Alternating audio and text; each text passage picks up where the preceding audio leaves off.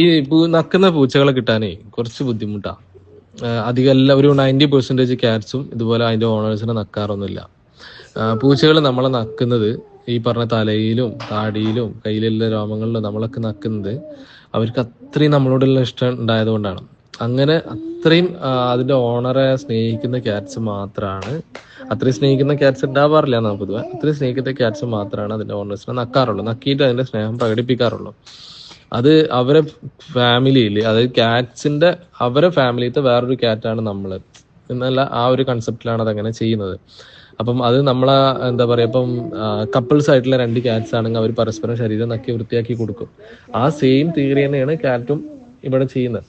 മനസ്സിലായോ? നമ്മളെ ശരീരം അവര് ഭംഗിയാക്കി തരുന്ന, മുടിയൊക്കെ വാരി നമ്മളെ ശരീരത്തിൽ അഴുക്കൊക്കെ കളഞ്ഞ് നമ്മളെ വൃത്തിയാക്കി തരുന്നതാണ് അവര്.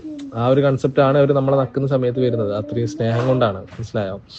നമ്മൾ ചെറിയൊരു കുഞ്ഞുണ്ടെങ്കിൽ ആ കുഞ്ഞിനെ നമ്മൾ എത്ര തവണ ഉമ്മ വെക്കും, അതുപോലെ തന്നെ